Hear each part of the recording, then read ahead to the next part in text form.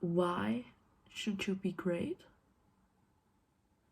Why should you even have the right to be great? If all you do is constantly sabotage yourself consciously, that's the worst part. You sabotage yourself constantly, you neglect yourself, you neglect your sense of discipline, of self-worth, and people please all the time. Why should you even feel great? You don't even have the right to feel great if that's all you keep doing. Welcome, my dear angels. Today is a wonderful day, and I wanted to touch on why I keep self-sabotaging all the time. The best advice that I am without a doubt repeating to myself every day countless times is fake it till you make it. You want to be confident, fake it till you make it. Literally.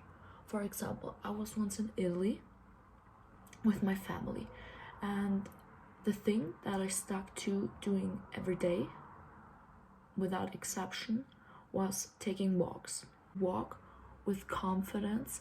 I tried to imitate the people, and you must keep in mind that this plaza sort of thing was crowded as anything. There were a lot of people that were jogging, that were inline skating, that were playing music, doing charity stuff, and I would just walk my rounds, listen to my podcast with my shoulders back, my posture in mind. And that might sound a little embarrassing, but who cares? I would literally pretend like I was a model and doing a catwalk. I would literally pretend. Sometimes I would even put in some catwalk music, like Britney Spears or Beyonce, and would just walk and deliver. Literally, now that I think about it, I'm not even that embarrassed, because embarrassment is for losers, to be honest. Like, you can't be embarrassed, especially in these crowded places. Nobody really pays attention to you. Well, unless you're confident, then they're obviously glancing at you or trying to make eye contact while, crossing you. But unless, nobody's really paying attention to you, and even if they are, for a glimpse of time, they'll just get on with their day and forget about you in a time span of maximum 2 minutes. And it's another thing, especially in a foreign country like Italy. Like, do you really think you're gonna meet these people again? Like, I don't think so. Really, embarrassment is so pointless. You came onto this earth to do great things. Literally, this earth, we're floating on a giant ball with 8 or 9 billion people. The probability of you being born is so small, and there you are, wasting your life, wasting your potential. Literally, what are you doing? And I know you're embarrassed of yourself. I know you want to change things, but in order to change things, I'm sorry, babe, but you'll have to step out of your comfort zone. Your comfort zone is literally killing you. It is. And if you're not believing me, then just look at the millions of people who are just wasting their time, are being lazy, have an unfulfilling life, give everybody in the world the fault for their unfulfillment. Like, honey, that's not what we're trying to become, is it?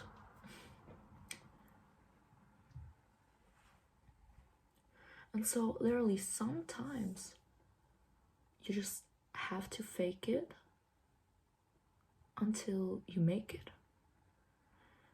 Because someday, after some time, it will make click in your head, and you'll literally adapt the behavior of the person that you've been faking for all that time, and you'll become that person.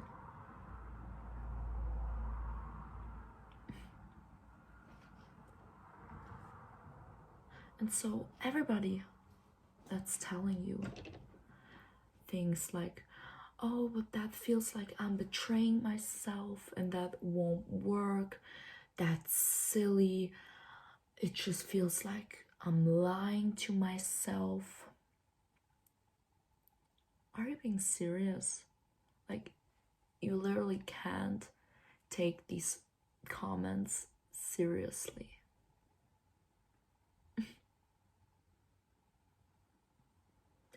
These people that think like that are literally the ones who feel stuck in their life and don't believe in your potential, don't believe that you can make it and that you've come onto this earth to do incredible things. Another aspect that I want to touch on, why you probably lack a sense of self-confidence, is your lack of self-discipline. Unfortunately, we live in a time where self-indulgence in social media, for example, in food, even porn, has become the norm. And so what most people nowadays struggle with is actually lack of self-discipline. People have lost their touch with themselves in order to self-indulge. And that's a shame, honestly, because I feel like that self-discipline is actually the greatest act of self-love you can gift towards yourself. As we take me for an example, when I started going to the gym regularly and working out regularly, my self-confidence went through the roof. The act of pushing myself out of my comfort zone and working out on days where I didn't feel like it at all, where I told myself that it wouldn't have any effects on working out on days where I didn't feel like it at all, where I told myself that it wouldn't have any effects on my health in general. The days where I would tell myself, why do you even go to the gym? Like, it's totally pointless. The days where I pushed through that self-doubt were the days where I actually evolved the most mentally.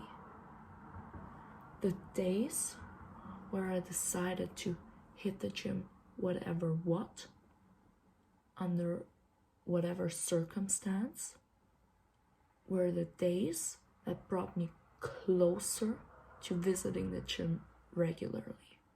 And you know, the more often you push yourself through these uncomfortable times, the more going to the gym, for example, becomes easier. Another thing that I used to do in terms of self-indulgence was laying in bed for hours watching TikToks and scrolling through social media. So what that actually did to my brain was it basically fried my brain. I'm not kidding. It fried the brain cells out of my mind. So as I was laying there and watched what these millions of other people were doing, or maybe watched some hauls or unboxings of stuff that I plan on purchasing, I was actually wasting so much precious energy on these strangers. If we put it in simple terms, when you consume countless amounts of content of people that have just nothing to do with your life, or even if it's friends, if you consume that type of media for hours on end, you're wasting so much precious time and energy you could be putting into reaching your goals, for example, or that you could be putting in calling your mom or texting your dad. So don't waste your precious energy on these strangers. Instead of consuming hours of social media, try to work on your goals. Try to make lists of what you want to achieve and how you're going to achieve it. And you know, success isn't linear. You're not going to achieve the things that you want like this. Obviously, it goes without saying. However, making a plan on how you're going to achieve it sets you up for success in the broad sense. You're not only going to work on the things that you've committed to more likely, but you're also gonna feel that sense of security that it's going to happen no matter what. If you're feeling silly for certain things that you want to achieve, or think in the first place that you're not gonna be able to achieve it because of some limiting beliefs, then I'm gonna tell you, Angel, that it's absolutely possible. If you think that there's bad luck haunting you, or that you might be not deserving of the love that you wish for or the success that you wish for, then honey, I have to tell you, you're not that special. Literally. Why should you not deserve what you strive for? Literally, you're not that special to be haunted by bad luck. Every bad thing that happens to you is on you. You are responsible for the things that happen to you. And I obviously don't mean that in the sense of whatever bad trauma has happened to you or abuse you're responsible for. Absolutely not. Please go visit therapy. That's not what I'm trying to say. Rather, what I'm trying to say is that the way you look at things, the way you choose to believe that you're unworthy of certain aspects of your life and worthy of other ones, is literally on you. You have the responsibility to sort of mold your beliefs into something that aligns with the version of yourself you want to be.